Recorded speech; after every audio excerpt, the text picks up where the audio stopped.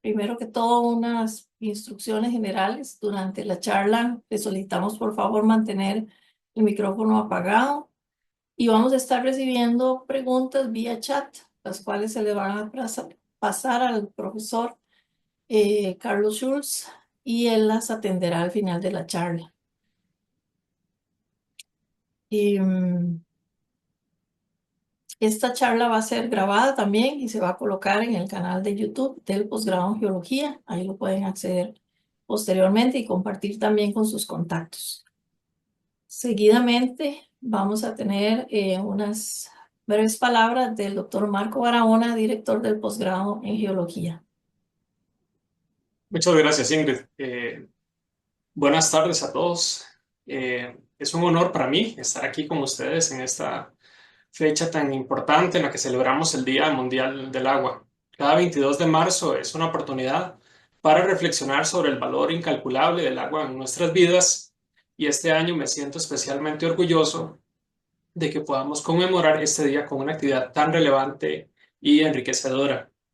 El tema central de este Día Mundial del Agua 2025 es conservación de los glaciares. Es un tema pertinente dado que los glaciares son fuentes vitales de agua dulce, especialmente en regiones de gran altitud, donde muchos de nuestros acuíferos dependen de la recarga proveniente del deshielo.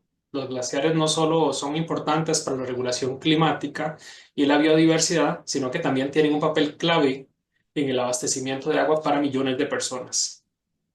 Hoy, los glaciares se encuentran ante una amenaza creciente debido al cambio climático y eso nos obliga a repensar cómo gestionamos este recurso tan esencial. En este contexto, tenemos el privilegio de contar con la presencia del doctor Carlos Schulz, vicepresidente de la Asociación Latinoamericana de Hidrología Subterránea, quien nos brindará su charla titulada Valor de la recarga por agua sólida en acuíferos de altura, casos de estudio. El doctor Schulz es una de las voces más respetadas en la hidrología subterránea en nuestra región y su experiencia nos permitirá entender mejor los procesos de recarga en acuíferos de montaña, especialmente aquellos que dependen del deshielo de nieve y hielo. Esta es una oportunidad invaluable para todos nosotros, ya que profundizaremos en cómo la gestión de estos recursos debe adaptarse a los retos actuales y futuros que enfrentamos. Desde el posgrado en geología, creemos que la educación y la investigación son fundamentales para encontrar soluciones efectivas a los problemas que amenazan el acceso al agua. En la maestría en hidrogeología y manejo de recursos hídricos, trabajamos incansablemente para formar profesionales comprometidos con la gestión sostenible del agua y creemos que a través de eventos como este podemos sensibilizar a la comunidad sobre la importancia de cuidar nuestros recursos hídricos, especialmente los acuíferos de altura que muchas veces son los menos visibles, pero de vital importancia para la supervivencia de comunidades enteras. Es fundamental que como sociedad comprendamos que la conservación de los glaciares no es solo una cuestión ambiental, sino una cuestión social y económica. La disponibilidad de agua, sobre todo en zonas áridas o semiáridas, depende en gran medida del comportamiento de estos gigantes de hielo, que actúan como reservorios naturales de agua. Su preservación no solo protegerá a los ecosistemas, sino que también garantizará el abastecimiento de agua para futuras generaciones. En este sentido, la charla de hoy es un espacio para aprender, para cuestionarnos y, lo más importante, para comprometernos con la acción. La gestión responsable del agua es un reto global que requiere la participación activa de todos los sectores, la academia, los gobiernos, las organizaciones y, por supuesto, la sociedad en su conjunto. Finalmente, quiero agradecer al doctor Carlos Schulz por aceptar nuestra invitación y compartir con nosotros su conocimiento y experiencia. También quiero agradecer a la máster Ingrid Vargas Azopeifa, que es la coordinadora de la maestría de hidrogeología y manejo de recursos hídricos y la coordinadora también del proyecto ED 2799, gestión y entendimiento del agua subterránea, que con su trabajo contribuye de manera significativa al avance de la ciencia y la educación en torno al manejo de los recursos hídricos. Les invito a participar efectivamente en la charla de hoy, a hacer preguntas por medio del chat, a compartir reflexiones y sobre todo a llevarse el mensaje de que la conservación del agua es una tarea de todos. Que este Día Mundial del Agua 2025 sea un recordatorio de que la acción colectiva y el conocimiento son claves para asegurar un futuro sostenible para las generaciones venideras. Muchas gracias, que pasen muy buena tarde y espero que disfrutemos la charla del doctor Carlos Schurz. Feliz Día Mundial del Agua. Gracias. Muchas gracias, doctor Marco Barahona, por sus palabras introductorias.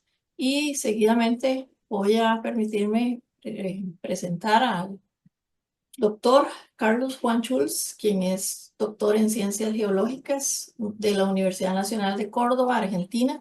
Hizo un máster y un diplomado en hidrología subterránea en la Universidad Politécnica de Barcelona, España. Además cuenta con una licenciatura en geología de la Universidad Nacional de La Pampa. Fue profesor adjunto de las cátedras de Geomorfología y Técnicas en Geografía de la Facultad de Ciencias Humanas en la Universidad de La Pampa. Ahí mismo impartió el curso de Hidrología Ambiental en la carrera de Ingeniería en Recursos Naturales y Medio Ambiente y el curso de Hidrología Subterránea en la carrera de Geología de la Facultad de Ciencias Exactas y Naturales. Fue director de la maestría en recursos hídricos de la Facultad de Ciencias Exactas y Naturales de la Universidad de La Pampa en el periodo 2007 y 2019. Además es profesor de la maestría en recursos hídricos de la Facultad de Ciencias Exactas y Naturales desde el 2007 hasta la fecha.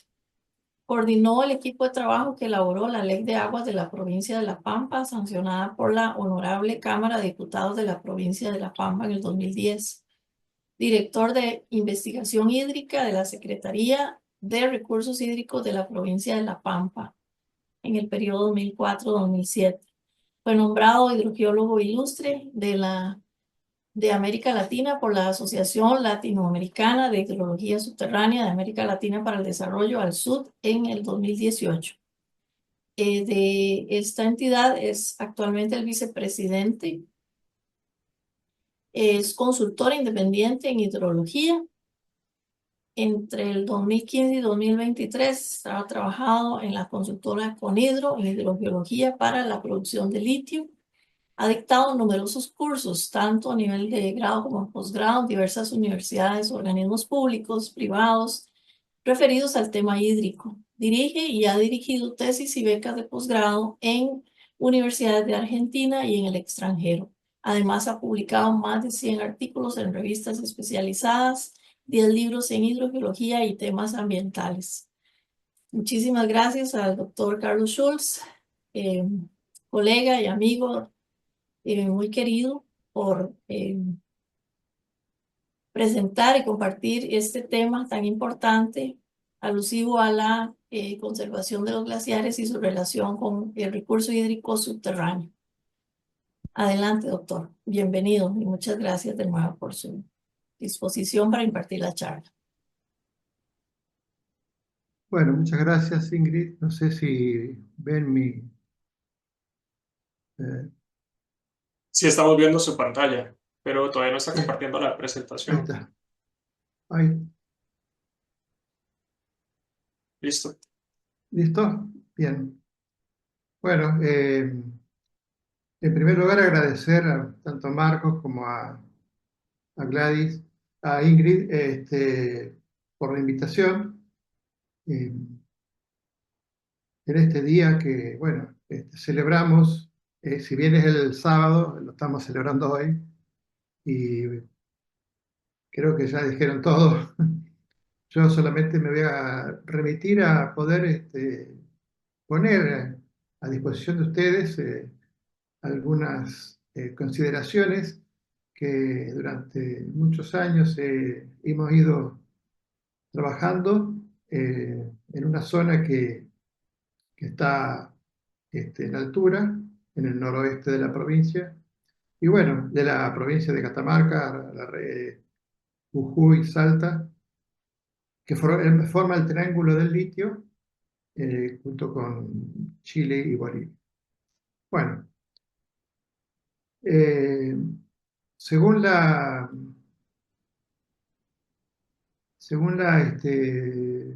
¿cómo sacar esto?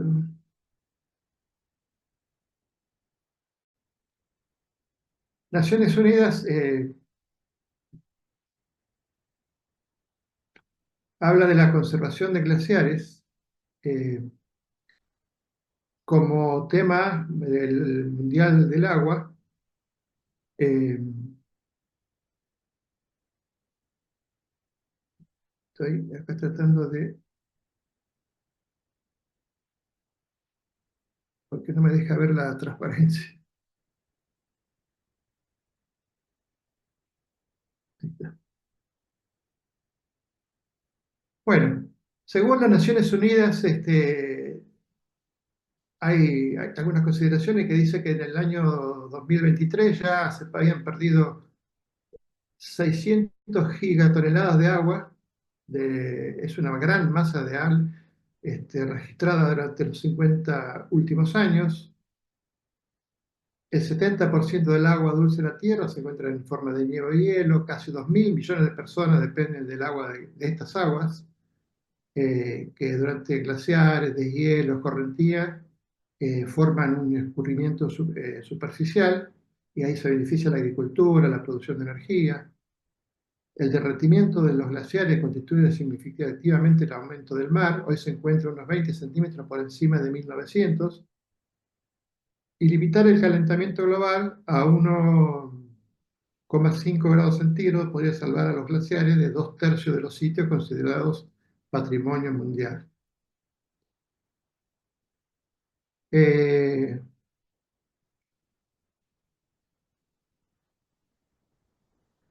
Se me está yendo esto. Bueno, un glaciar, solamente para tener un esquema de qué se trata, es una zona de acumulación, una zona de ablación, donde se nutren los recursos hídricos superficiales fundamentalmente, una zona de equilibrio, ¿cierto? En este punto, que separa la zona que está conservada como hielo y la zona ya de derretimiento, el frente del glaciar, las grietas, el rimalla, las rocas, lagunas, morrenas, o sea que, bueno, más o menos esto es lo que nosotros vemos como glaciar. Y vamos a ver que esto es la importancia que tiene desde el punto de vista de que en cualquier parte que esté, ¿cierto? Siempre hay una entrada de agua al, al acuífero, a los acuíferos que están en la zona o a la salida a algún lago que está cerca de él. Esto es generalmente lo que nosotros estudiamos como hidrogeólogos y es lo que menos conocido está. Se habla mucho de todo lo que es glaciar, pero de la importancia que tiene en el abastecimiento como recarga a las aguas subterráneas es una deuda pendiente. ¿Por qué decimos que es importante? Porque el progresivo incremento de la demanda de agua generalmente, o sea, cada vez la sociedad demanda más agua para el consumo humano, explotación, producción, riego, etcétera, etcétera, se eh, aumenta la extracción, tanto subterránea como superficial, y fundamentalmente en aquellas regiones que son áridas y montañosas, donde el agua superficial ya no tiene la posibilidad de proveer, son aquellas subterráneas las que van a suplirla. Por lo tanto, el otro problema que tenemos, que es que la gestión de los recursos hídricos disponibles y tratar de incrementarlos, y a su vez estén atentos a todos los efectos ambientales que esta explotación progresiva puede originar. O sea, estar atento quiere decir que tenemos que ir un tiempo muy importante por delante de los efectos ambientales que se puedan producir para poder mitigarlos por lo menos y después anularlos. En ese contexto, la recarga sólida, ya sea granizo, nieve, etc., es fundamental en estas regiones, que son poco o nada estudiadas, y fundamentalmente donde es difícil de obtener y atesorar la seguridad hídrica de las mismas. De ahí, los glaciares o las aguas sólidas son de suma importancia y casi constituyen el 80% del abastecimiento a los acuíferos, que volviendo al principio, están cada vez mayormente explotados. Y acá entra a jugar en la recarga. ¿Qué es la recarga? dentro del ciclo hidrológico o del balance hídrico está la oferta y la demanda. Es muy simple. La demanda es para todo, agua potable, industria, etcétera, etcétera, etcétera.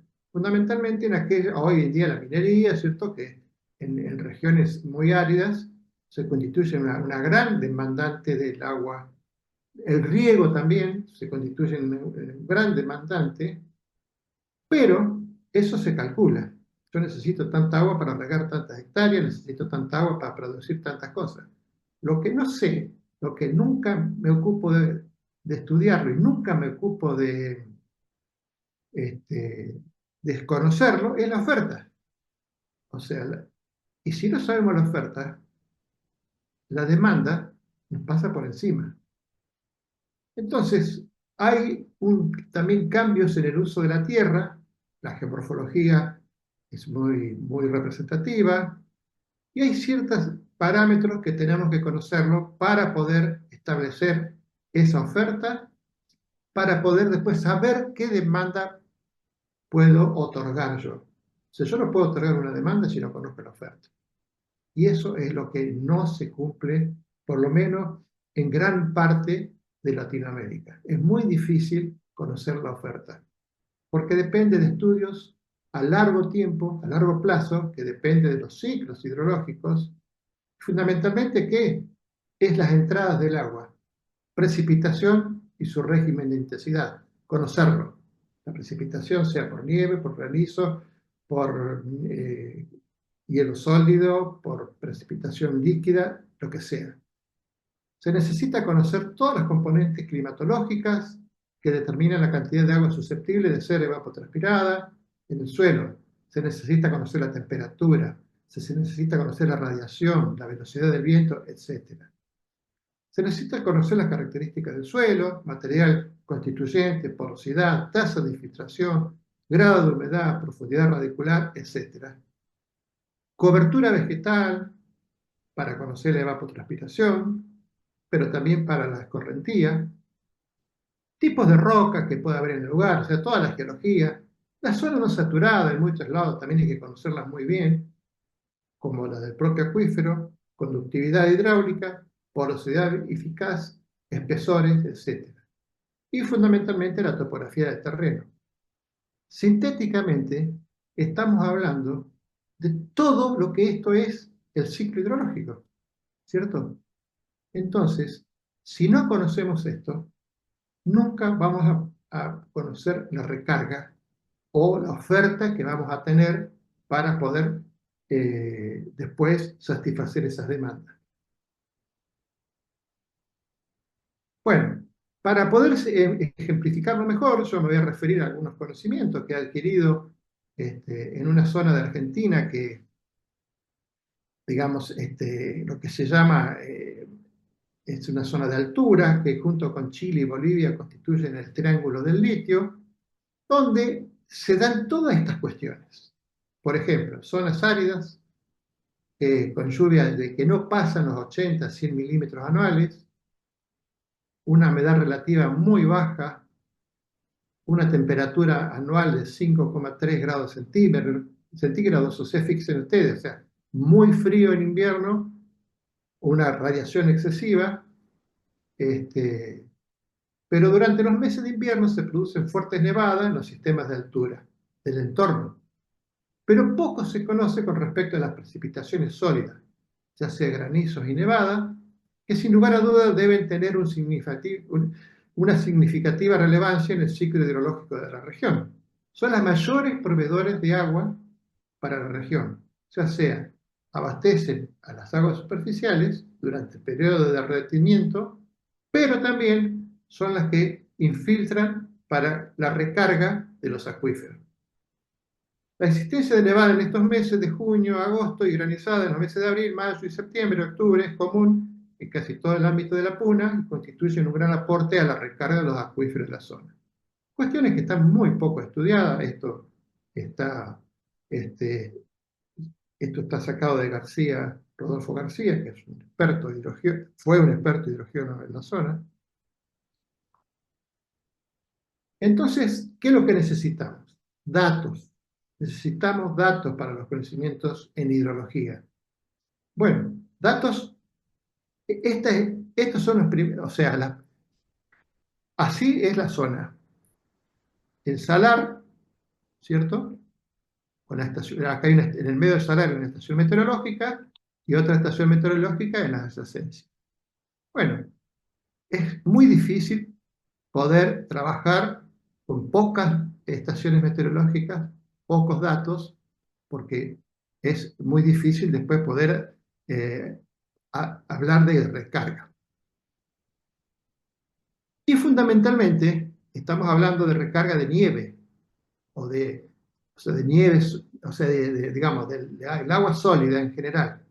El agua sólida no se mide con unos aparatos que se llaman nivómetros, que hay contados con los dedos de una mano en toda una zona, en toda la cordillera argentina, donde la nieve es la importancia y proveedora de, inclusive todos los ríos que cruzan Argentina, provienen de los sistemas nivales, de los cuales no se conoce nada o poco de nada. Los nivómetros, bueno, hay de todo tipo, yo no voy a poner a hablar de esto, pero bueno, por ejemplo, este último que está acá es un nivómetro tipo láser. Hay otros que son ópticos, que miden la profundidad, la densidad y el peso específico de la nieve, que luego, mediante estudios, tablas, etcétera, etcétera, podemos convertirlo en la lámina media caída como de una lluvia líquida. Bueno, podemos ver acá dos ejemplos, 2009, 2010, 2015, para dos lugares, que uno es Valle Hermoso en Mendoza y el otro es en el Valle del Río Diamante, de cómo va variando, ¿cierto? Fíjense, la cantidad de nieve que hay en cada uno de ellos. O sea, esto, lo que nosotros conocemos son como los ciclos hidrológicos, pero si no conocemos esto, nos pasa después acá, que allá hice una secuencia de imágenes satelitales.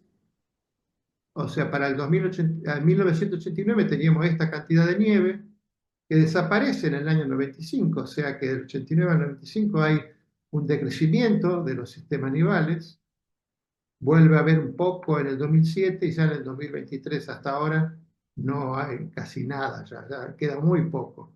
Entonces, y esto es lo que decíamos, lo que más aportes hay a los sistemas acuíferos, que son los más utilizados hoy, ¿cierto? Para la producción de la minería del litio. Bueno, algunas imágenes típicas de la puna. Acá atrás está el salar. Acá, en esta zona de acá, es donde se produce la nieve. Entonces, esto se va proveyendo a los acuíferos, también va alimentando el salar. Y acá tenemos ya las primeras nieves. Esto me lo proporcionó el doctor Esteban Tálamo. Esta foto es de diciembre del 24, y fíjense ustedes de la forma que se encuentra. Y esto es lo que a nosotros estamos diciendo que podemos inferir por ahora, que estamos hablando cerca del 60, 70, 80% de la recarga de los acuíferos proviene de todo este tipo de agua, de esta forma que es nieve, hielo, granizo, etcétera, etcétera. Entonces, de acá, lo que podemos rescatar es que lo que necesitamos estudiar es, o sea, lo más simple de la hidrología, que es el balance hidrológico conceptual, o sea, por precipitaciones líquidas, precipitaciones sólidas, una entrada de flujo subterráneo, el escurrimiento superficial, y las salidas son la descarga superficial, la descarga subterránea, la evapotranspiración real, la evaporación en cuerpo de lámina libre, y los bombeos que puedan ver que a veces son mucho más importantes que todo esto. Todo esto, vuelvo a insistir, y lo voy a seguir insistiendo, es la falta de datos que hay para poder medir todo esto y llevar una serie hidrológica a través del tiempo, cosa que no es muy difícil de poder lograrlo, muy difícil. Y fundamentalmente que estén todas, digamos, de la misma, la metodología de la información sea adaptable a todo esto. Bueno, muy sintéticamente, tres tipos de recarga: directa, indirecta y localizada. La directa se referencia al agua excedente que ingresa por la percolación vertical, o sea, la infiltración, pasa a la zona no saturada. De la zona no saturada algo queda retenida y el resto pasa a formar parte del agua subterránea, luego de satisfacer, bueno, que yo les decía, la humedad del suelo y el agua que nosotros, en la zona no saturada, que es que por los procesos de absorción quedan retenidas. Y también, bueno, por la evapotranspiración. La recarga indirecta es la percolación hacia el nivel freático desde el lecho de, o sea, un lago, una laguna, etcétera, etcétera, que va a alimentar. Bueno, siempre y cuando sea influente esa laguna, porque a veces los acuíferos alimentan la laguna también y forman parte de lo que los sistemas ecológicos que llamamos humedales, de los cuales se mantienen siempre activos y con agua, pero que fundamentalmente a veces son los sistemas acuíferos los que los alimentan. Y la localizada se debe a la concentración horizontal de agua en superficie en ausencia de canales bien definidos. O sea, como lámina, ¿cierto? O sea, fundamentalmente en esta, o en acá en la zona no saturada, que se llama la zona, los macroporos, la infiltración es mucho más rápida. En estos casos la localizada vendría a ser a través de láminas que van a infiltrar al acuífero. La infiltración hace referencia a la penetración del agua desde la superficie hacia el terreno, hacia el interior. Dependiendo de la profundidad del nivel freático, la parte de infiltración se convierte en recarga, o sea, si llega al acuífero, o va a estar esta recarga en tránsito que puede tardar mucho tiempo en alcanzar el acuífero. Cientos de años, miles de años, no sé, bueno, muchísimo tiempo. Algunas variables que tenemos que tener en cuenta, dijimos, me voy para atrás. Bueno, entonces con todo esto empezamos a hacer lo que se llama, en una primera fase, un estudio de cómo está constituido el sistema, los sistemas hidrológicos, los sistemas hidrogeológicos y los sistemas geológicos. O sea, no nos olvidemos que toda la zona de las altas cumbres, ¿cierto? La ecuación del balance hidrológico, bueno, acá lo tenemos, o sea, hay una evaporación, una infiltración, evapotranspiración e infiltración, los bombeos que dijimos, que a veces son muy importantes, y muchas veces, así como detalle, esto es la demanda. O sea, ¿qué es la demanda? Porque este bombeo saca el agua, se utiliza y luego va a parar a algún otro lado, pero con otra calidad. Bueno, que ese es otro tema. Pero, digamos, en muchísimas ocasiones, esta es una demanda y todo lo otro es oferta, lo que viene de acá arriba. Bueno, la precipitación, la infiltración, la evapotranspiración, los flujos de agua y los flujos superficiales. Todo eso es lo que se llama balance hídrico y el ciclo hidrológico. Ese balance hídrico que yo les contaba recién no es nada más que la oferta menos la demanda y lo que nos queda en el bolsillo.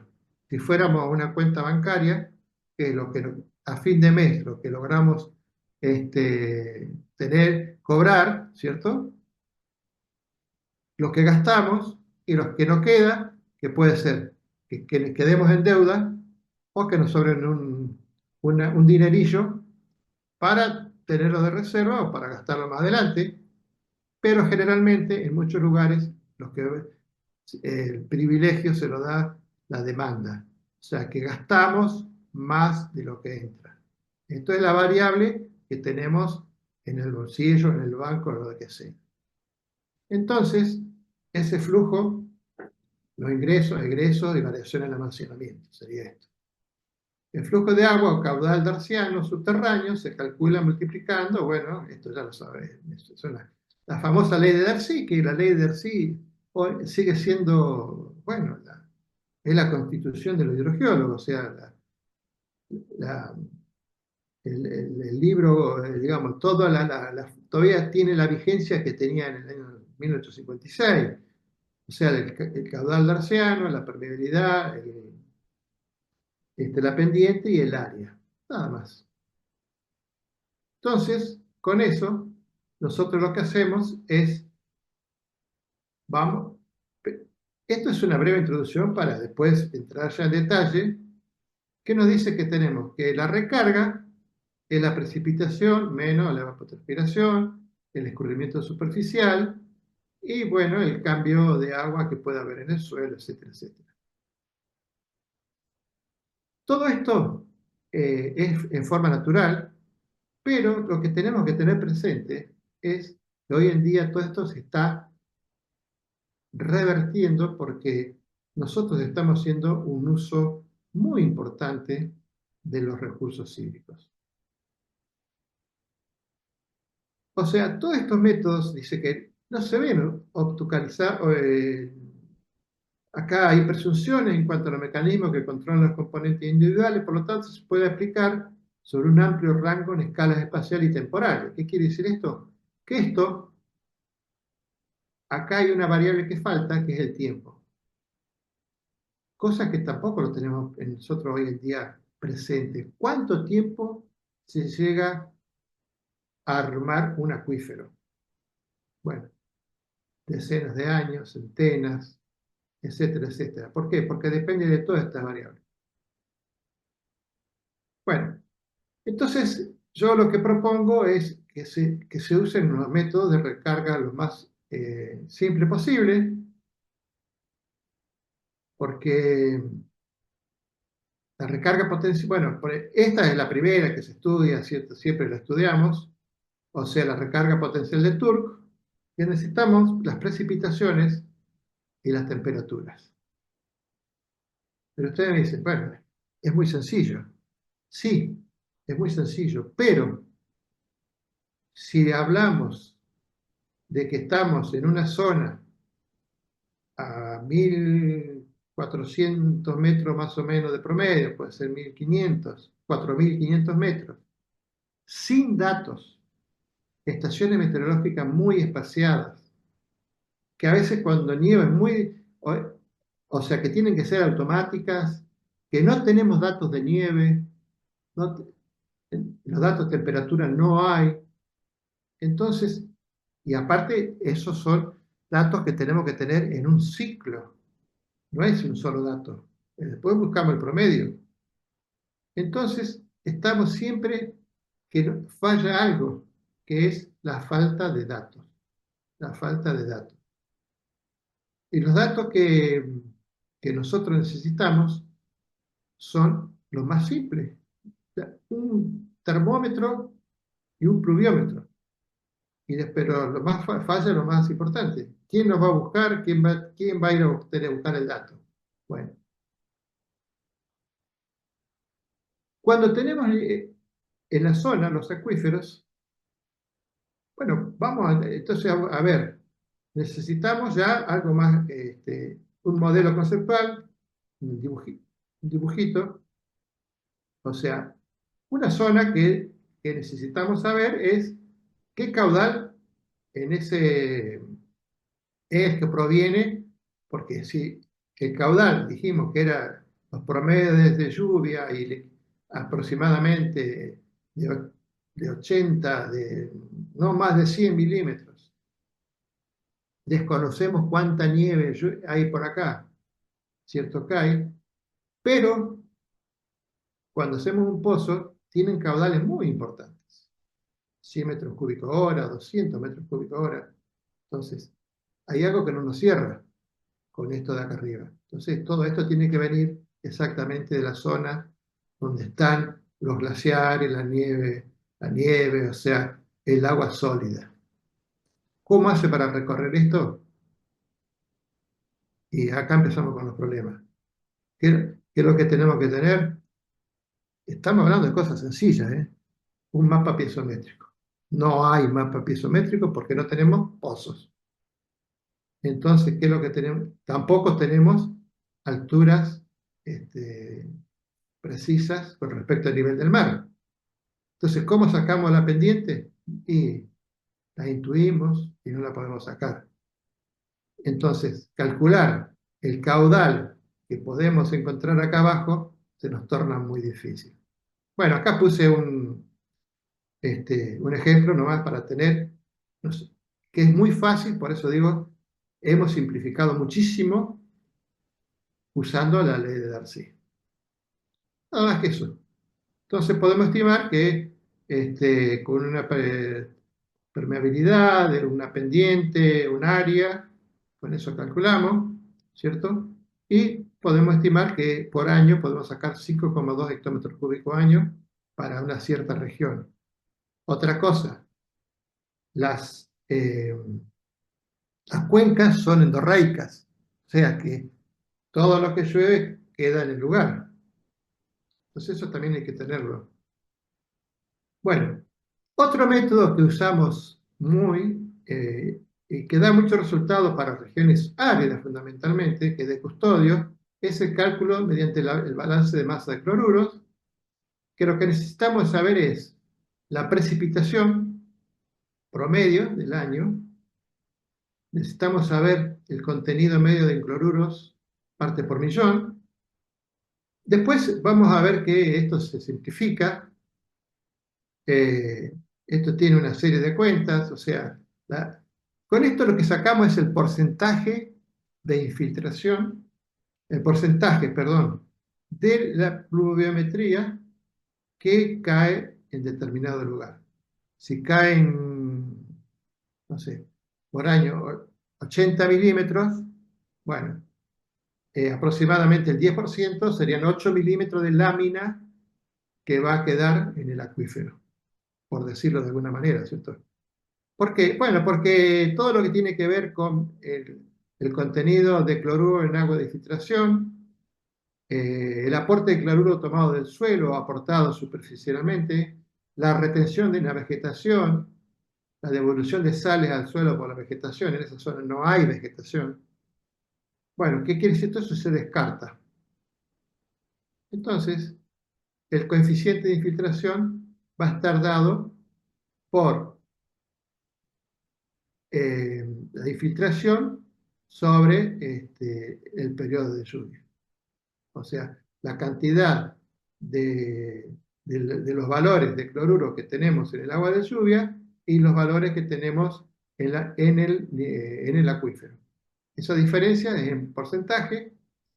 Se puede calcular el coeficiente de infiltración si el terreno apenas aporta el ion cloruro. El valor de CI debe medirse en la parte superior del acuífero freático. Bueno, esto sería el cloruro en agua de lluvia, en agua de precipitaciones. Según Custodio, los resultados suelen brindar buenos datos en zonas áridas y zonas llanas. Bueno, estos son eh, algunos colectores de agua de lluvia que hemos instalado.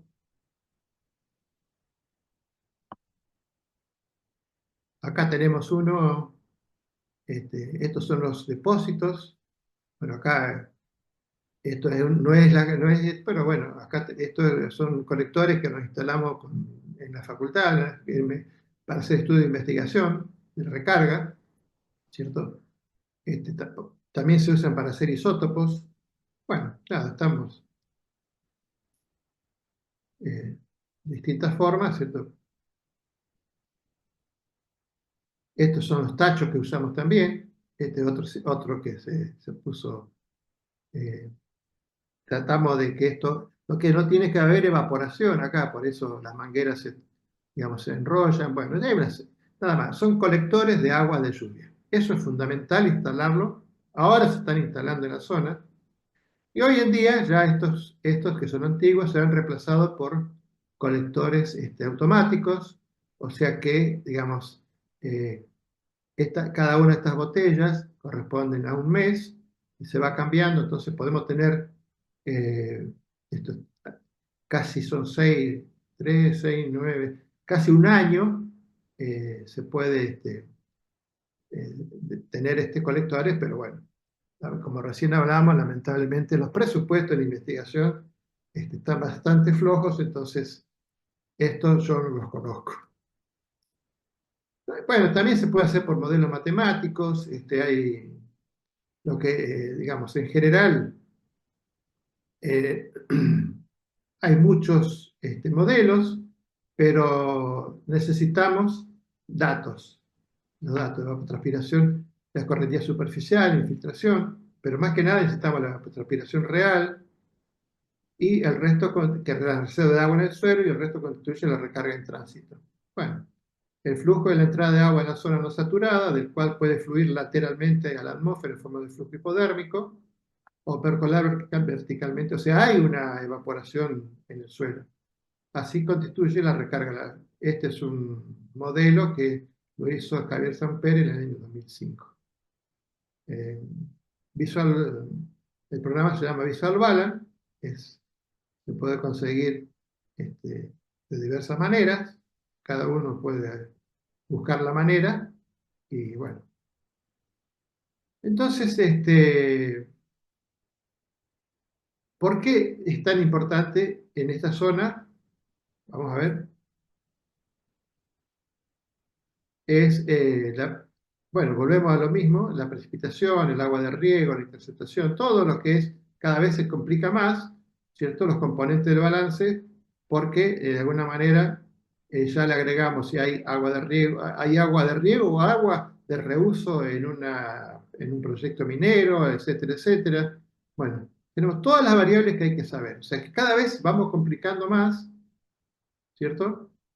Eh, Y acá tenemos, bueno, no me sale, pero está señalado, la precipitación y fundamentalmente cuando es la sólida la que prevalece, todo esto se complica, porque el agua sólida es muy difícil de calcular y transformarla a líquida, porque no tenemos todavía no hay demasiados elementos para hacer los cálculos de la cantidad de precipitación por agua sólida.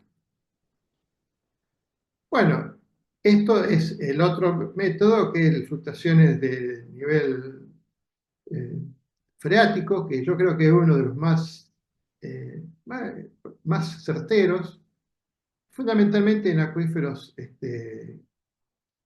freáticos, de no muy bajo nivel freático. En este caso, la recarga, bueno, acá está, donde M es la porosidad eficaz, la variación del nivel pisométrico y el tiempo. Bueno,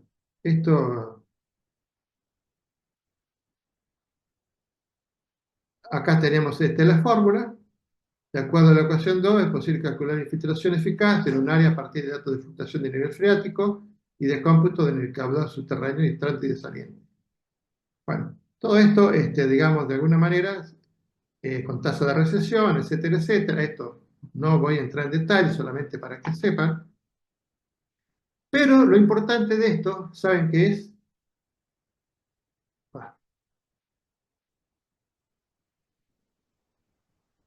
Se me fue. Voy para atrás.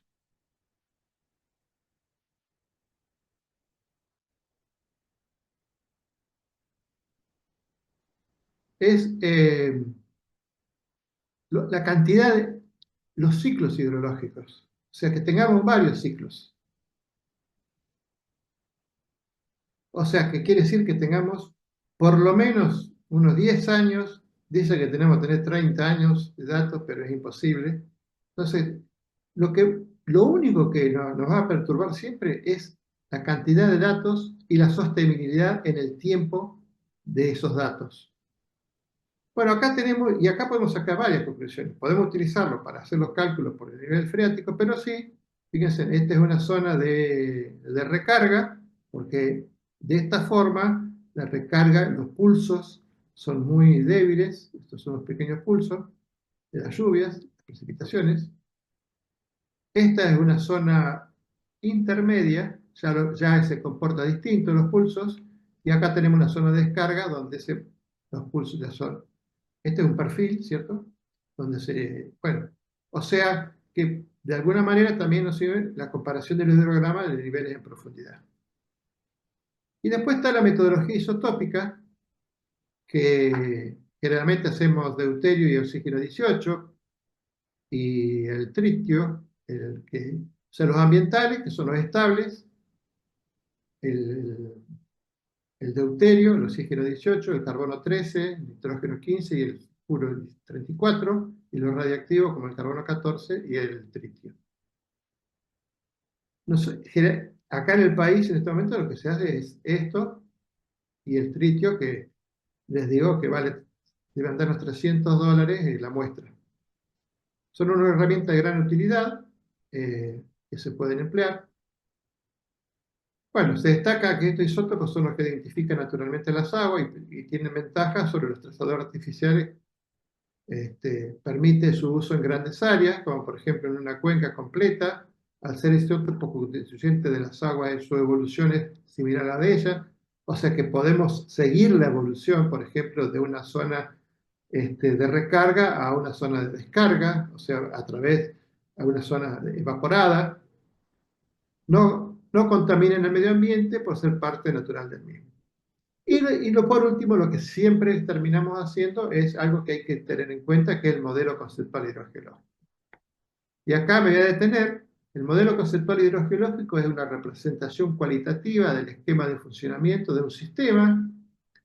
Hay que definir elementos del mismo, acuíferos, demandas, etc., sus límites, los tipos de condiciones de contorno, la dimensión del problema, los mecanismos de recarga, los patrones de variación especial.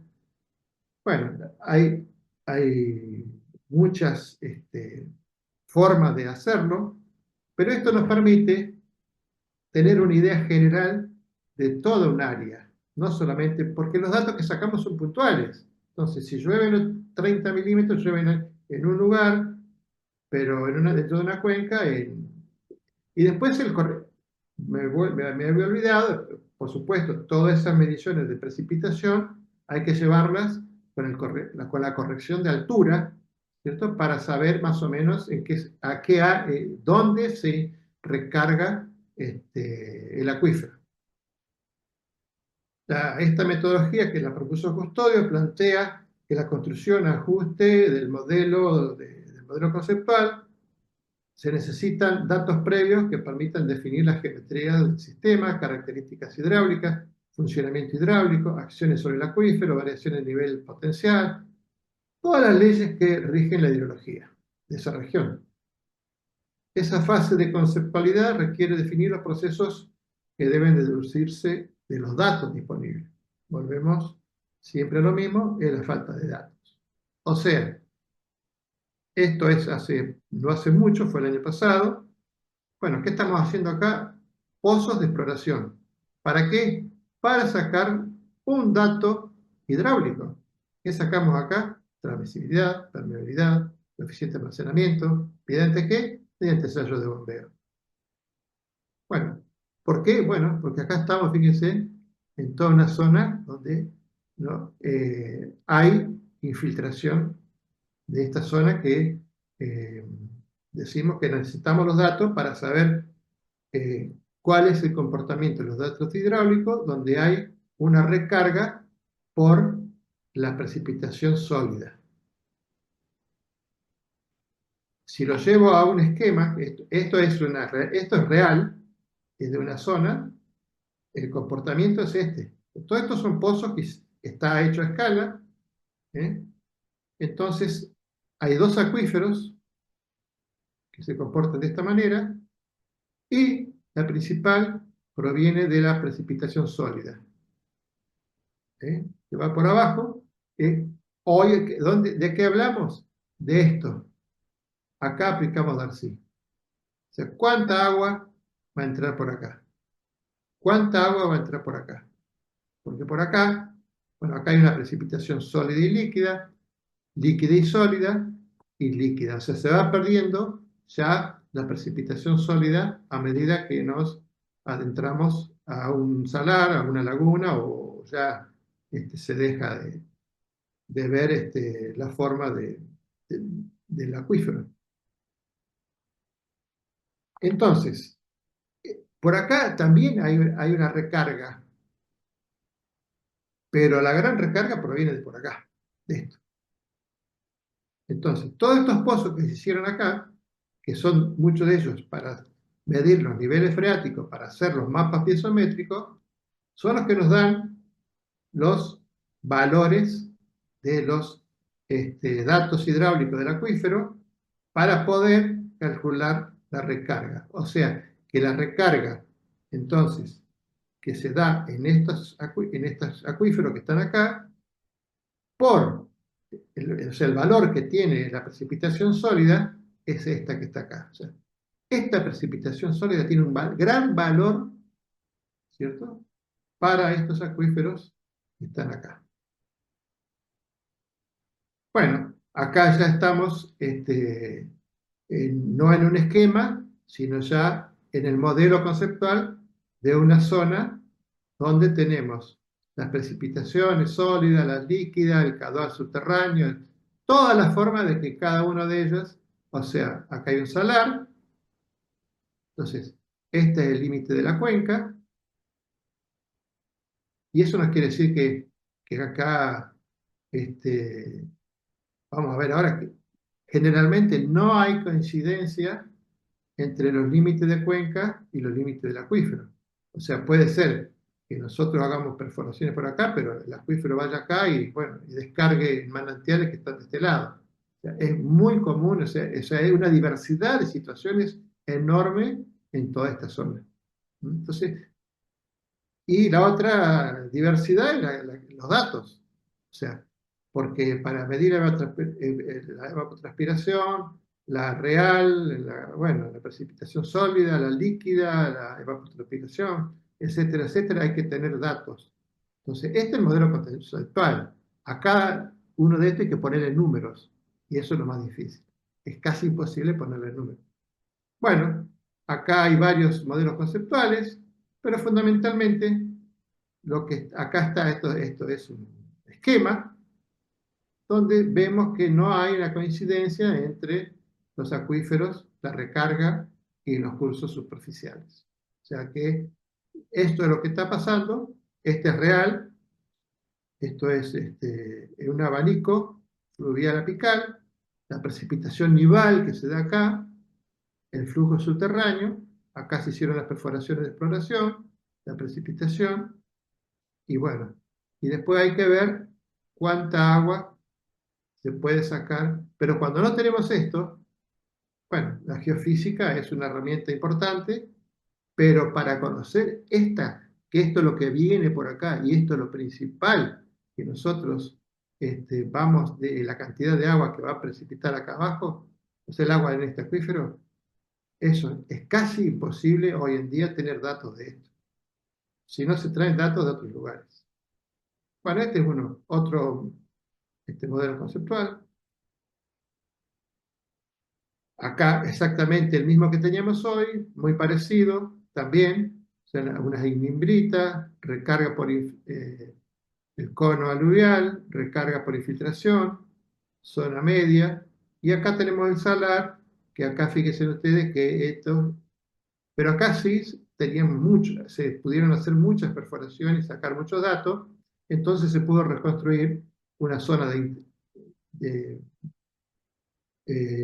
acá está el salar que va entrando, acá está el agua dulce, ¿cierto? Y esto es una zona mixta entre el salar y esto.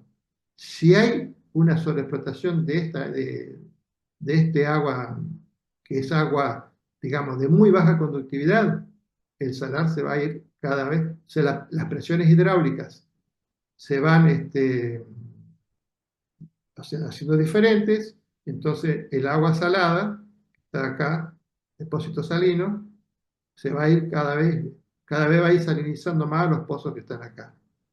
Por eso acá lo que se hizo, un sistema multipiezométrico para poder seguir de alguna manera el avance del agua salada sobre el agua dulce. Bueno, en definitiva, la información hidrológica con la que se elaboran con que se elaboraron estos trabajos son datos que nosotros mismos hemos recogido, y fundamentalmente de bibliografía descrita de antecedentes, o sea, muy pocos. Los datos aportados son valores de guía hasta tanto se obtengan datos recabados en el campo y un proyecto específico para el trabajo, o sea que estamos hablando de un factor de incertidumbre importante, pero por lo menos ya se empezaron a ver datos, hay datos en la zona como para empezar.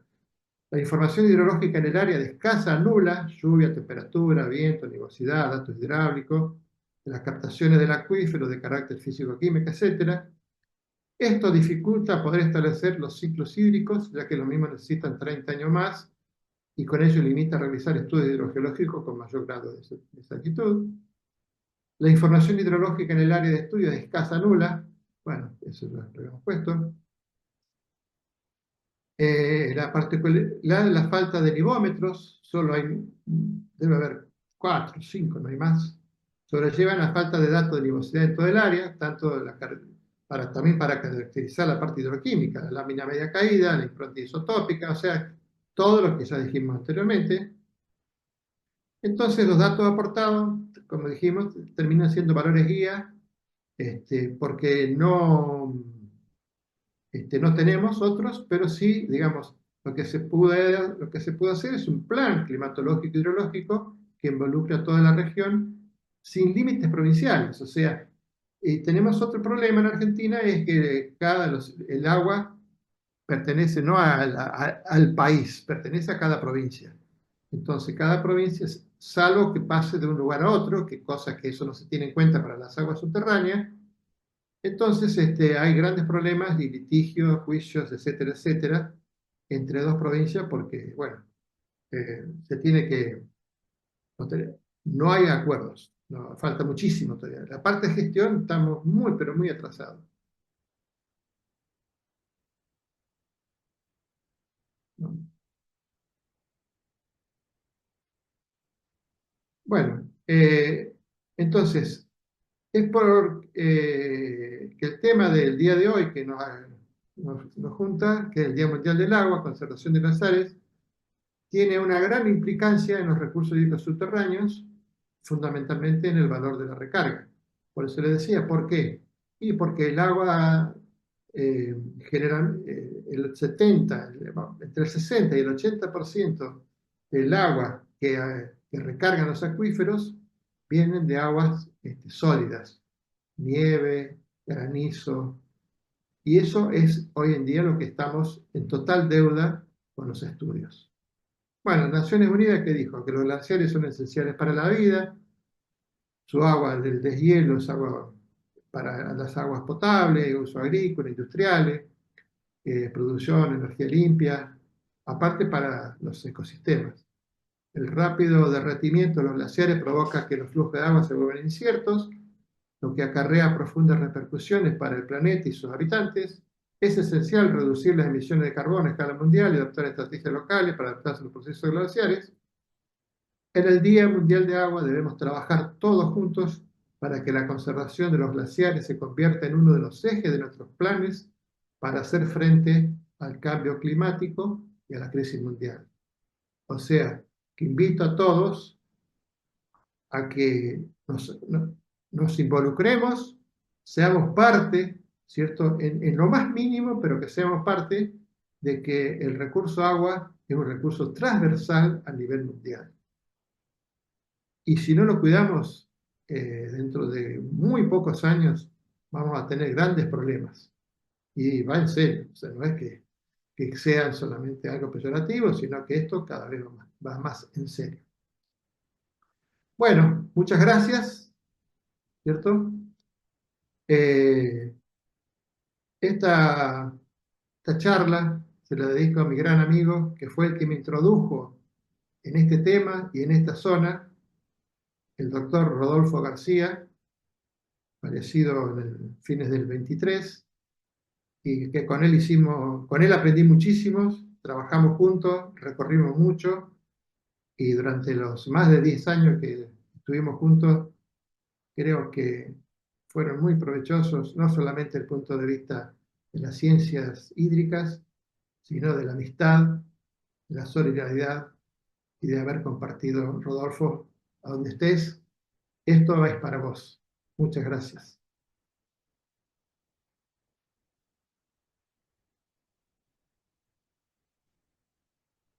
Bueno, Muchas gracias, doctor Schultz. Es un mundo totalmente diferente al trópico del que nos ha hablado. Súper interesante y aquí estamos aprendiendo todos, yo creo. Gracias de nuevo. Tenemos algunas preguntas aquí en el chat que vamos a irle leyendo para que tal vez cómo usted no. las vaya contestando. Esta es de Gabriel, dice, ¿cómo ha sido la tarea de conseguir los nivómetros? ¿Los ha conseguido acá en Argentina o los ha conseguido en el exterior? ¿Han funcionado bien en un ambiente tan hostil como la Puna? Sí, eh, eh, los sismómetros lo han puesto las empresas, muchos lo han traído del exterior y ahora se están empezando a vender en algunas casas en Buenos Aires, eh, pero sí se consiguen, se consiguen. Se consiguen, hay lugares en Buenos Aires que se consiguen. Y han funcionado bien, dice la última parte de la pregunta, en un ambiente tan hostil como la Puna. Sí, bueno, son para esos lugares. Eh, o sea, ha cambiado mucho los nivómetros, hoy en día, lo que son, hay ópticos, hay sónicos y hay sistemas láser, que son automáticamente, o sea, antes el nivómetro que era juntar la lluvia, convertirla, llevarla, pasarla líquida, tenía ciertas dificultades, era muy tosco el procedimiento, no era muy bueno, pero los nivómetros nuevos ahora inclusive tienen no es necesario ir a buscar el dato, sino que directamente se puede transmitir por radio, ¿cierto? Se puede hacer transmisión los datos, igual que las estaciones automáticas. Entonces eso está facilitando. Porque también, bueno, depende del mantenimiento, eh, bueno, depende de un montón de variables, pero sí funcionan bien. Gracias. Luego pregunta María Josefa, ¿se puede conocer a cuáles acuíferos recargan? Bueno, hay una infinidad de acuíferos. Generalmente son acuíferos, no son muy grandes, pero bueno, el más conocido es el acuífero Trapiche, que es un acuífero que alimenta a un salar que está muy cerca del salar del hombre muerto, que le llaman. Pero después, sí, es que tampoco hay no hay un mapa de acuíferos. O sea, se los identifica más que nada por las variables, pero no hay un mapa que delimiten y se tengan la cantidad de acuíferos. No hay.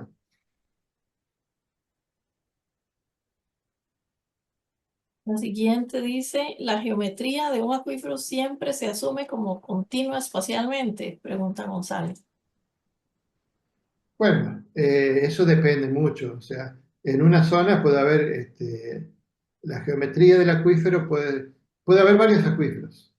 No nos olvidemos que generalmente se está trabajando en cuencas endorreicas, donde hay un salar, que es el salar que tiene litio, y el acuífero está eh, rodeando el salar, con un flujo que va sobre el salar, y hay una interacción entre agua dulce y agua salada. Pero bueno, la geometría del acuífero a veces eh, no es de la misma, digamos, no coincide con la cuenca endorreica de la cual se está trabajando.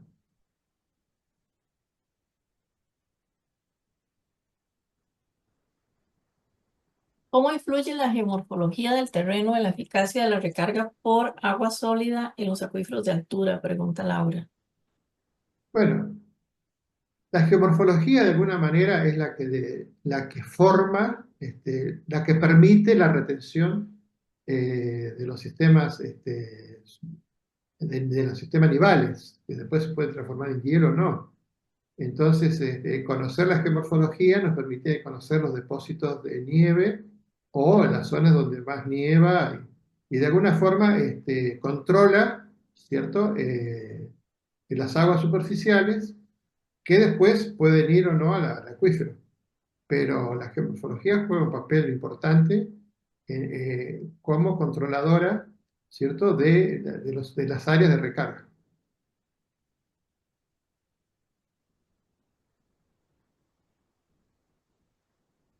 ¿Qué precisión tienen o qué tan avanzadas están las diversas tecnologías, misiones satelitales que calculan precipitaciones mediante datos indirectos para utilizar en sitios sin sistemas de registro directos? Pregunta Matías. Eh, bueno, la precipitación eh, para lo que es los datos de precipitación sólida, no es, bueno, se están empezando a usar. Yo la verdad que desconozco, pero sé que se está usando fundamentalmente con otras variables, con la evapotranspiración potencial a veces, eh, pero nosotros siempre lo que hicimos fue la medición directa, que es la más precisa y a veces nos daba bastante diferencia, porque en la zona, bueno, al haber pocos datos de cálculos directos de precipitación y de otras, de todas las variables, ese uno apela a la imagen satelital, que es la que nos da este, pero bueno, sé que últimamente se están empezando a usar y bueno, y los resultados son diversos. Hay lugares, de hecho, hace poco se presentó un trabajo en el Congreso acá sobre la precipitación por, por imágenes satelitales y bueno, lo que pasa es que tampoco hay demasiados datos puntuales, o sea, no, porque todo lo que es satelital después hay que corroborarlo en campo. Gracias. ¿Qué, qué parámetro de Visual Balance considera más difícil de estimar y por qué? Pregunta Pablo. Y el, la tasa de recesión está ligada a las variaciones de nivel freático, pero fundamentalmente lo más difícil de lograr es conseguir los datos, conseguir los datos a través del tiempo de la variación de los niveles freáticos. Es lo más difícil de que se pueda lograr. O sea, no hay demasiado seguimiento. Hay muchos piezómetros, pero muchos espacios libres también. Entonces hay que hacer bastante ejercicio de imaginación para poder reconstruir, el, reconstruir los datos que faltan. Para mí eso es lo más difícil. Y lo más difícil en todo lo que es datos en general, los datos climatológicos fundamentalmente, son la falla del hombre, digamos, las fallas que hay para ir a buscar los datos. Porque generalmente donde uno necesita los datos son lugares que están muy, muy complicados de poder ubicar el lugar, de poder poner algo. Entonces, las estaciones fallan, se quedan sin batería, no se van a bajar los datos. Bueno, falla la logística. Eh, para mí es el mayor fallo, porque teniendo todos los datos no hay datos que no se pueda conseguir, pero falla, pero siempre falla algo. Y las estaciones Claro, automáticas también tienen sus cuestiones. Hay estaciones hay muchas estaciones de una marca que no voy a decir, pero que tienen gran problema con los pluviómetros. Por ejemplo, los pluviómetros trabajan con peso, o sea, tienen lo que se llama un balancín, de los cuales que cada vez que se llena de agua, 0,2 milímetros hace un impulso eléctrico y después La estación va sumando 0,2 más, cada impulso eléctrico son 0,2 milímetros y lo que hace es sumar, ¿cierto? Pero no nos olvidemos que en la zona de la Puna, a partir de las 5 de la tarde, hay un viento con un polvillo grande, entonces se llena de polvillo y da como si hubiera precipitado y no hubo precipitación. Entonces por ahí nos aparecen precipitaciones, pero me dice la gente del lugar, pero si no llovió o no precipitó. Entonces, bueno, después entran a jugar todas estas cuestiones logísticas, ¿cierto? Que nos complican mucho tener los datos.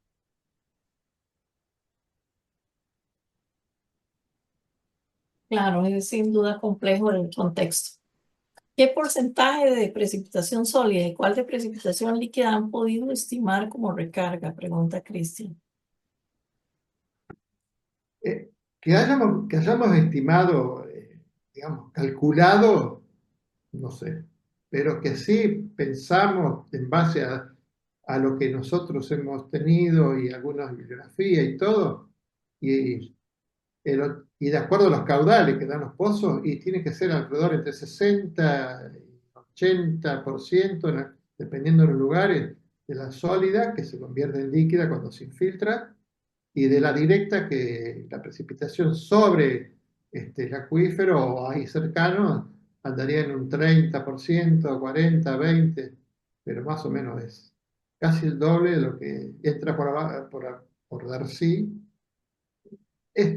Eso está, digamos, eso es de una opinión mía, ¿eh? O sea, no es algo, de acuerdo a a todos los datos que hemos recabado, eh, y yo, de acuerdo a las transmisibilidades, porque juegan un papel muy importante, las permeabilidades. Teniendo todo eso en el bolsillo, digo, bueno, acá creo que sólido debe haber un 70%, o 70, 80, depende, pero si no, acá nos sacarían la décima parte de agua que lo que están sacando los pozos. Claro, esta pregunta que hace Matías me parece que se parece, allá la habíamos visto, sobre los datos satelitales. Vamos a continuar. La precisión de los datos varía según la región, el tipo de precipitación y el algoritmo utilizado. En regiones con alta cobertura, nubosidad, variabilidad orográfica, la incertidumbre puede ser alta. Bueno, es un comentario ahí de Wenner. Un saludo para Wenner a la distancia. Se Bueno, ha sí, tratado, ¿sí? no, Adelante, no, perdón. estoy de acuerdo, sí. Lo que pasa es que encima nosotros estamos trabajando sobre determinadas cuencas. O sea, la que lo limita los trabajos son las cuencas. Y tampoco, y las cuencas son, las concesiones de las cuencas, eh, por eso digo, la gestión tiene mucho que ver, porque las concesiones de las cuencas son de tipo un polígono cuadrado, es un cuadrado es, y el cuadrado no entra en hidrología. Entonces, y a veces es muy difícil conseguir datos en la misma cuenca, pero que pertenece a otra empresa. Entonces, la logística, la gestión del agua es muy difícil. Más allá de las barreras orográficas, todo eso que me parece excelente, para mí lo peor que puede haber es la forma de concesión que dan y el lugar donde se ubican. Entonces puede haber en un costado, hay un, hay un lugar que tiene 160 piezómetros en un lugarcito muy chico, una cuenca, pero en toda la cuenca, que tendría que esos 160 ya serían para toda la cuenca y sobrarían, están en un radio muy pequeño. Entonces, encima la poca información que hay está mal distribuida. Eh, es muy complejo el tema de la gestión también.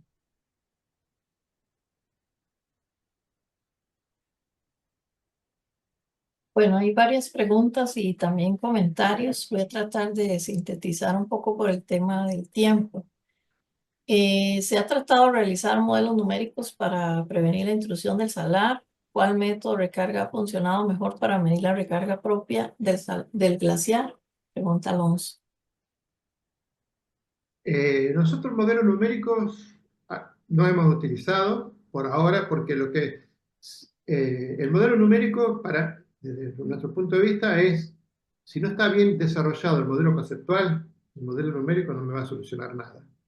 Entonces, los modelos conceptuales todavía están en pañales, como por decirlo de alguna manera para que se entienda. ¿Por qué? Por la falta de datos. Entonces, primero hay que rehacer los modelos conceptuales, adaptarlos. Los modelos conceptuales se hicieron con 3 datos, por decirlo figurativamente, 3 datos. Hoy ya hay más, entonces hay que rearmar el modelo conceptual y después recién vendría el modelo numérico. Pero sí sé que en algunos lugares se han hecho modelos numéricos. Y para frenar la intrusión no se ha hecho nada. O sea, en algunos lugares se han puesto esos sistemas multipiezómetros que se están siguiendo los datos en base a la composición química, se están siguiendo los datos de la intrusión del salar en el acuífero. En algunos ya ha habido salinización. O sea, ha entrado el salar dentro de lo que es el acuífero, por debajo. O sea, asimilemos lo que es el mar.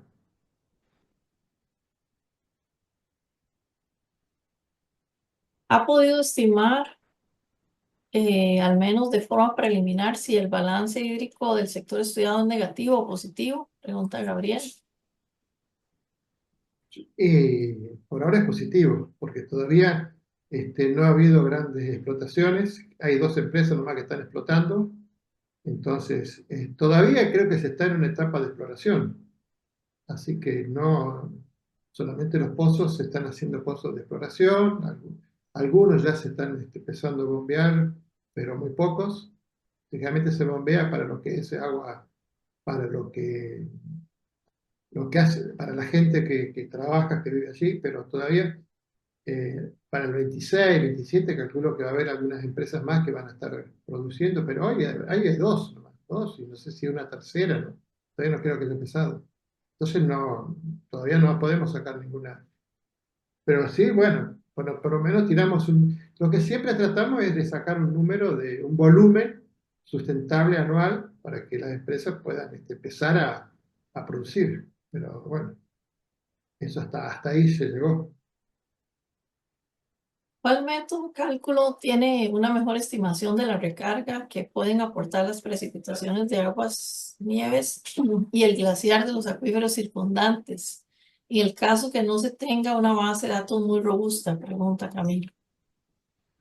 Camilo, yo sigo sí, hay que leer a Custodio, que dice que por lo menos tiene que haber 3 métodos de la recarga hacerla por 3 métodos.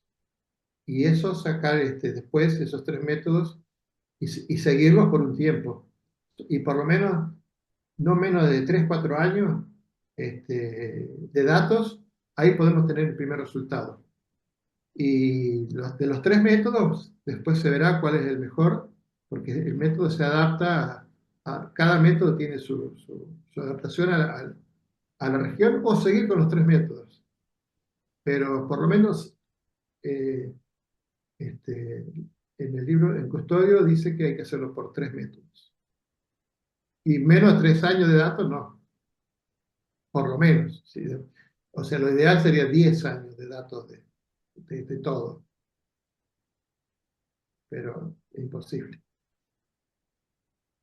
Hay varios comentarios en la línea del tema de la tectónica, ¿verdad? Que es una zona compleja, donde la recarga a altura tiene que ver también con posibles fallamientos geológicos, fracturamientos de roca en la cordillera, que puedan aportar recargas a las subcuencas. Y comentarios similares ahí. Posteriormente, este es de Eugenio, pero hay otros similares a este. Sí, sí, Dice, bueno, todo lo que es tectónica, eh, hay una persona que se dedica a eso y se estudia todo, porque eso pasa a formar parte del modelo conceptual. La geología, la geomorfología, todo pasa a ser parte del modelo conceptual. O sea, la recarga puede ser en sedimentarias o en rocas duras. Y las rocas duras hay que hacer todo el sistema de fallamiento para ver cómo. Después pasamos a hacer lo mismo. Cómo se mueve el flujo del agua subterránea, ya sea sedimentos por fallamiento, por diaclasas, ¿cierto? Por fracturas o acuíferos sedimentarios. Y en una misma zona puede haber varios acuíferos que sean por fractura, por sedimento, bueno, esto es muy complejo, es muy complejo. Según lo mencionado, utilizaron isótopos en la investigación. ¿Cuáles fueron los principales hallazgos de los monitoreos? ¿Se pudo estimar la diferencia de tiempo de residencia de la recarga por precipitación sólida con respecto a la precipitación líquida? Pregunta Pablo.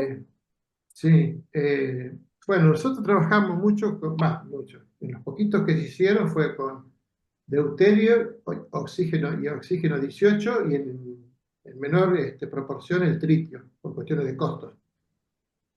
Y lo utilizamos para ver el avance de las aguas sobre cómo influía la evaporación y cuáles eran las aguas más antiguas o menos antiguas y cuál era el recorrido, basado en los gráficos, ¿cierto? Y en los números que nos daban esos datos, los valores numéricos.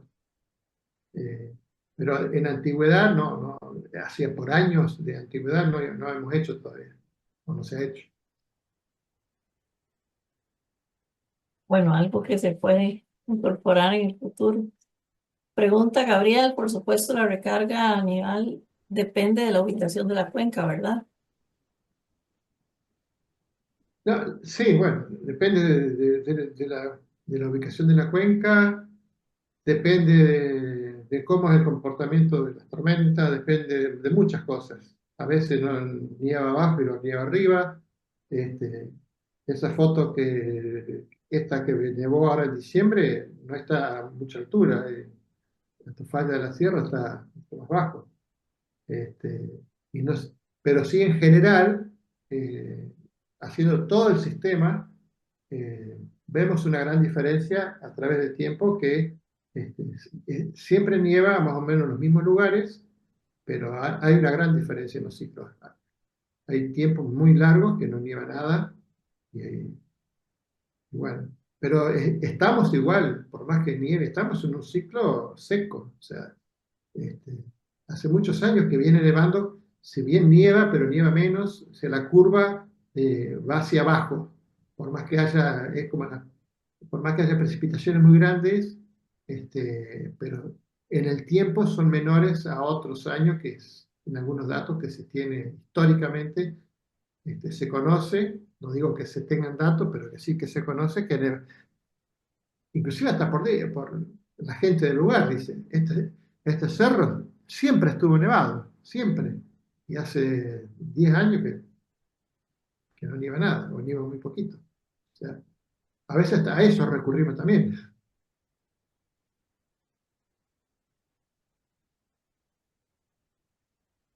Dice la última pregunta, ¿las empresas de explotación de litio tienen instrumental de medición, como es el caso Sí, de las empresas hidroeléctricas?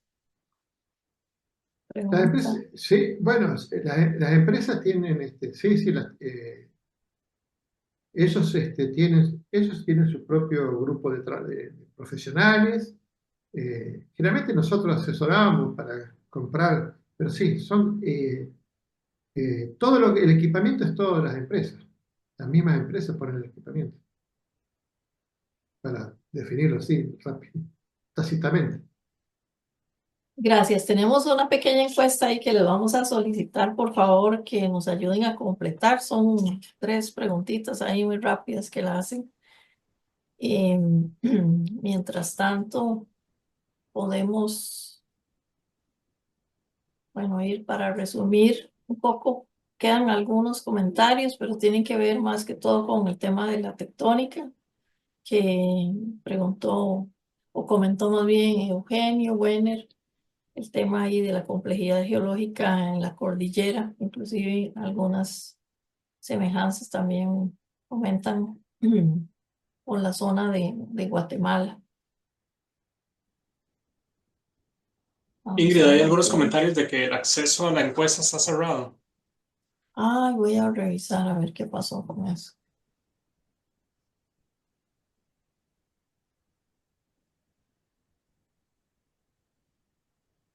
Vamos a ver.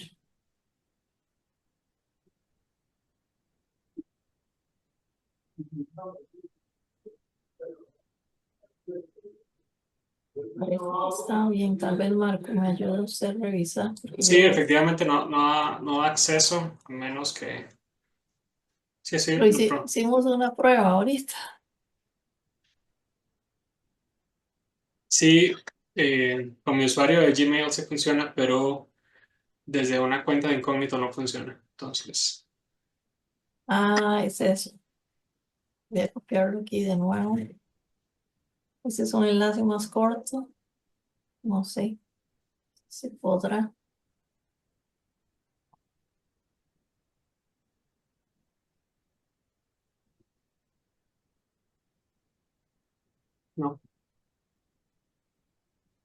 Extraño. Lo hemos usado antes y nos ha funcionado. No sé cuál será la opción ahí de... entonces ahora vamos a revisar la configuración.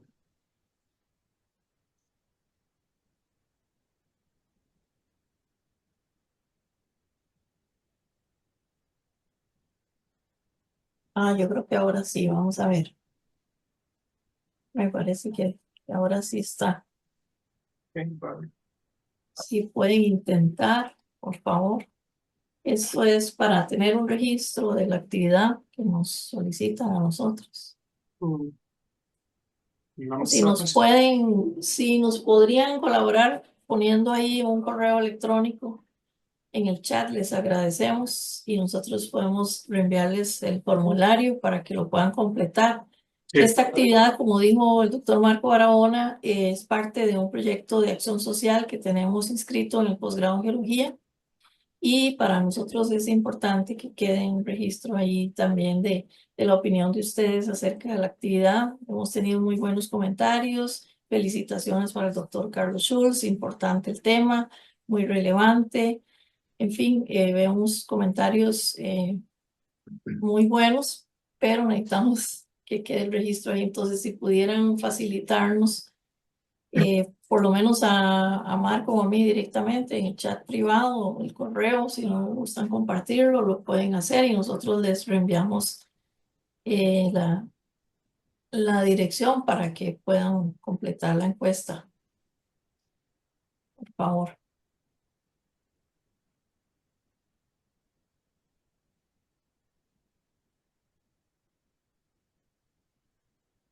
Ahora sí, parece que ya ahora sí está.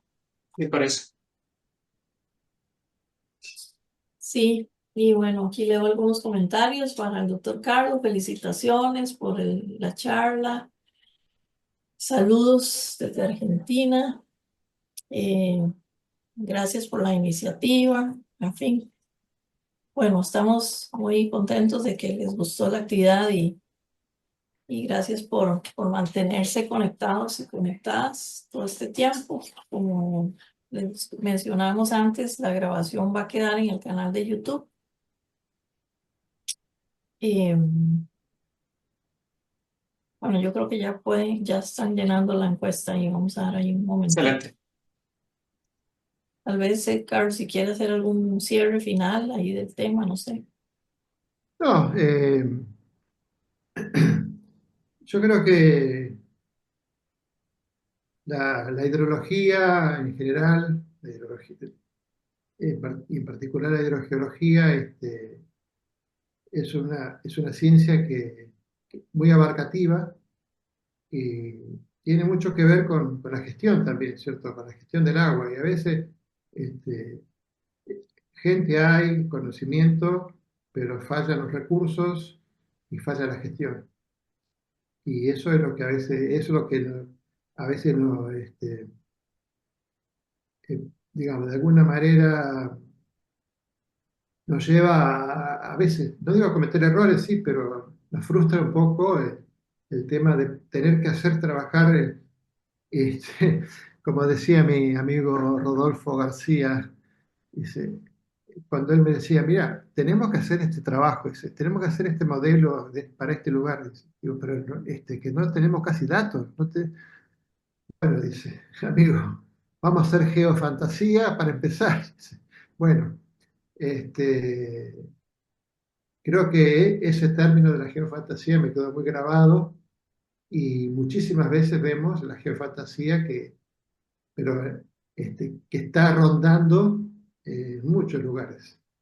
Y creo que hoy en día tenemos todas las herramientas para que la hidrología, o sea, el agua, digamos, el recurso, y que la oferta realmente sea la que tiene que ser, eh, y no empezar por la demanda primero y después la oferta.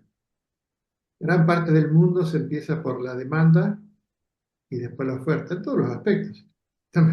Hablamos de la deuda externa, fue eso. Entonces, nosotros tenemos una deuda externa con el agua, es que en muchísimos lugares está ganando la demanda más que la oferta. Y ahí perdemos todos. Ujú.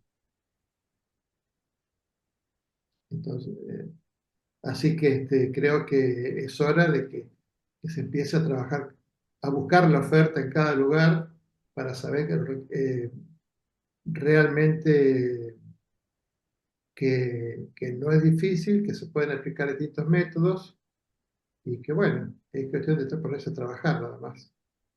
Y otra cosa que tenemos que no olvidarnos es de que cada dato, cueste lo que cueste, hay que conseguirlo. Los datos de precipitación, los datos climatológicos e hidrológicos, el dato que se pierde de tomar un día, se perdió.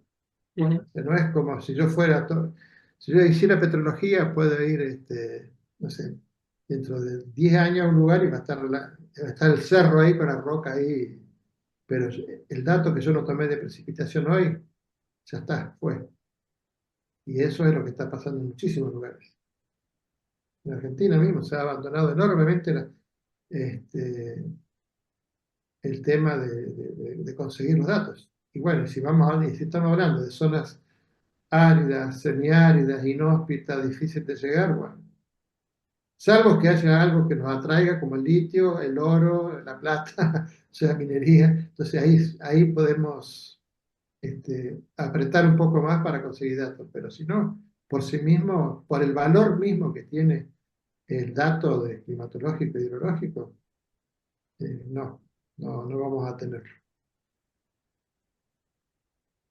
Es, y tener conciencia de que la ciencia hidrológica no es un gasto sacar los datos, sino, bueno, la ciencia en general no es un gasto, es una inversión.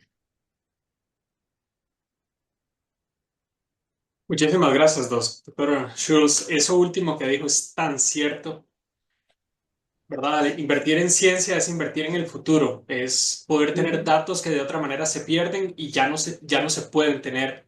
Y bueno, no puedo mejorar lo que acaba de decir efectivamente. Así que le agradezco muchísimo por haber compartido con nosotros esta tarde y por haber compartido sobre este tema que, como lo mencionó Ingrid, es un poco ajeno para las personas que vivimos en el trópico, pero que es súper importante y relevante en algunas otras latitudes, donde la recarga por el deshielo es una fuente importante de recurso hídrico y es importante este monitoreo para una correcta gestión del recurso hídrico, en este caso el recurso hídrico subterráneo. Así que de mi parte agradecerle por haber estado conectado hoy con nosotros, a Ingrid por haber realizado toda la coordinación para que el doctor Carlos Schulz estuviera con nosotros esta tarde y a todos ustedes por haberse conectado y compartido con nosotros en esta charla organizada por la Maestría de Hidrogeología y Manejo de Recursos Hídricos. Muchísimas gracias. Gracias a ustedes. Gracias, Carlos, y gracias a Marco y a todas las personas presentes. Que estén muy bien. Buenas tardes. Muy buenas Buenas tardes. tardes. Bueno, Un saludo, Carlos. hola.